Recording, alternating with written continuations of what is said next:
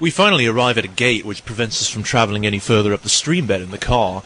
As we pass over the bridge, we find that a Combine dropship has crashed into the stream, and in fact we heard this thing crash only a moment before. It looks suspicious, so we approach it to investigate, and to our dismay, the Strider that the dropship was carrying begins to rise on its own out of the wreckage. To our amazement, however, the Strider pays no attention to us, but focuses all of its attention on Dog, who we see suddenly jumping off of the cliff directly onto the body of the Strider. The Strider flings Dog away, and as it does so, Dog tears the Strider's cannon directly off of its face. Now, I'm not a Strider, so I don't know for certain, but that looks awfully painful. This is a very well animated and exciting sequence. I like it very much when Dog maneuvers behind the Strider and, beneath the Strider and then trips it, giving himself the time necessary to jump back onto the creature's body and begin tearing away at its armor plates. This is really the best part when Dog manages to tear away the plate covering the Strider's head. An enormous amount of, I guess that could be called blood, pours out. This is really an amazing effect. Dog reaches inside and pulls out the Strider's brain, killing the creature. Before this battle between Dog and the Strider, we certainly guessed that the Striders were actual living creatures, but until this moment when Dog destroys its soft nervous system, we did not fully realize that the Striders shared the same vulnerabilities as other living things. We are also able to examine and pick up the Strider's brain, which closely resembles a human brain in basic construction. There's a moment of suspense when Dog appears to be harmed. My guess, however, is that he's simply playing dead for dramatic effect. His big goofy iris opens up much to Alex's delight, and he gets up completely unharmed. We race Dog up the narrow switchback road to the entrance to White Forest Base. It took me a few plays through the game before I was able to beat Dog up to the base, as I'm a pretty bad driver and I usually hit the turbo and promptly ran into a tree or a rock. You'll notice that there are no seatbelts in this car, but even when you run full speed into a solid object, you remain safely in place. Artistic license, I guess. The White Forest Base appears to be a former nuclear missile silo, complete with an above-ground building complex.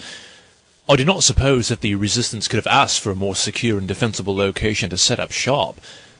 The thought does occur to me, however, that the Combine, during their 10 years or more of draconian rule on Earth, did not bother to eradicate all of Earth's nuclear arsenal, or at least in this specific instance at this location.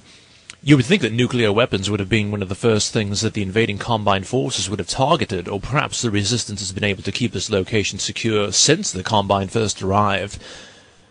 I thought perhaps that maybe this was not a nuclear missile, but the rocket is clearly an ICBM, and if it was for civilian purposes, why is it inside of an underground silo?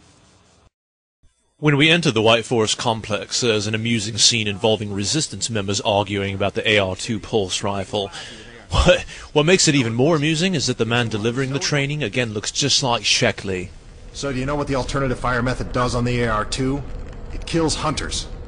How did you city folk kill hunters? We sure as hell didn't use guns. We would just wrestle hunters to the ground with our bare hands. I used to kill 10, 20 a day, just using my fists. Oh, so when you're out in the field, you're gonna be punching hunters? In the field? I'm not going out in the field. I'm a radio operator. And when we proceed a little bit further, we're able to see through a window into a small room where we see two citizens that I call the sad couple. What I find funny is that this couple appeared twice in Half-Life 2, once in Episode 1 in the safe house, and now here they are once again in White Forest. That woman must be really upset. At long last, we're finally reunited with Eli. Now, we haven't seen him in person since the end of Half-Life 2 in Dr. Breen's office in the Citadel. This is a very joyful occasion, and there's a great sense of relief that we have finally made it. The White Forest Base seems safe and secure, and when I first arrived here, I felt distinctly as though things were finally going to be alright. Eli is very pleased to see ourselves and Alex. He makes a rather surprising comment about Alex and Gordon, quote-unquote, doing their bit, now that the suppression field is down. Well, now that the suppression field's down, we all have to do our part. Dad? Can you blame an old man for wanting grandkids? Now, we've all been thinking it, of course, throughout the series, and yes, that includes the women who play the game, but Eli, naturally, is the only one courageous enough to actually bring up the subject in open conversation.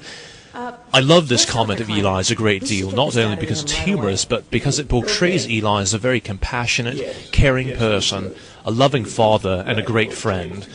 His primary thought throughout Half-Life 2, Episode 1, and now Episode 2 has not only been Alex and Gordon's safety and well-being, but even their happiness. And given what a dangerous and desperate world we live in, the fact that he would even bother with such concerns states a great deal about the kind of person he is.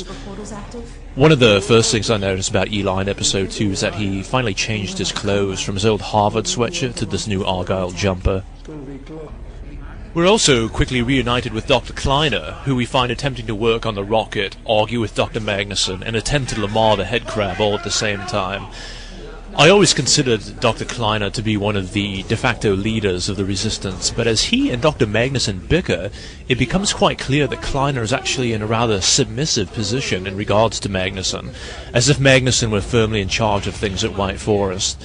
Now this may actually be the case, as it is hinted that Magnuson has been at White Forest for a long period of time, or it may also simply be how the two doctors' personalities relate to each other. Kleiner is somewhat timid and nervous, while Magnuson is very authoritative and irritable, so it's easy to see in this case how Magnuson's will would dominate. We are barely reunited with our friends before alarms start sounding and Magnuson volunteers us to go to the empty silo next door and investigate. Magnuson refers to someone named Uriah. Now I thought for certain that Uriah was going to be a Resistance member, but much to my surprise he's a Vortigaunt. What amazes me the most about this is that this is the first time that a Vortigaunt is named in the series. What I like most about Uriah is the fact that he's wearing a human lab coat and a small White Forest ID badge with his picture on it. It's all very official looking.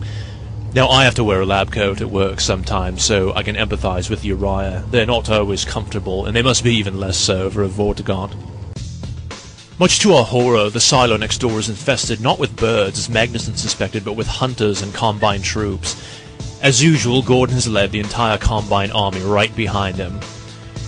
We make our way up the silo to the control room, where we are able to close the blast doors to seal the Combine out.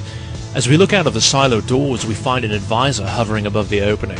Finally, we have a chance to kill one of these flying maggots, but as soon as we start to shoot at it with a mounted gun, the bastard flies away. That olive-green garbage bag that the Sh'Ulathoi wear must not only be super stylish, but also protect them from gunfire. Now that advisor's presence here cannot be a good thing. After we drive away the Combine, we head back with Alex to Eli and Kleiner to view the data that we have worked so hard to deliver. All of us players have been waiting nearly a year and a half to find out what this data packet that Alex obtained from the Citadel contained. I think the answer presented definitely does deliver, yet in true Half-Life fashion there are as many new questions created as answered. We find in Dr. Mossman's transmission that she has included enormous amounts of data concerning the finding of a ship, the Borealis. Here we see for the first time the connection between the Half-Life world and the game Portal.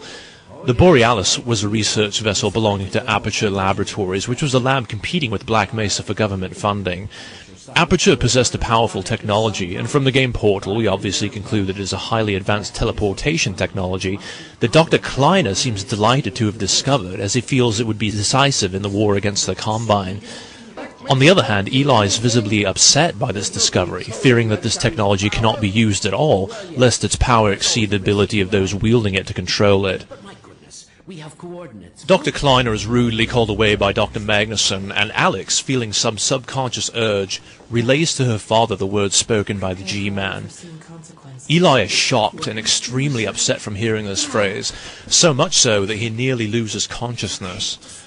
Alex leaves to prepare some tea, and Eli reveals to us not only that he has heard the G-Man's cryptic statement before, in fact right before the very tests that led to the Black Mesa incident in the first place, but also that he indeed knows who the G-Man is, and is to a great extent aware of his doings and manipulations. Eli wants to tell Gordon something of what we guess is enormous importance, but unfortunately he cuts himself short as Alex returns. This was very frustrating to me, as I was on the edge of my seat, listening intently to every word that he said, hoping that once and for all the great mysteries surrounding Gordon would in some part be unraveled.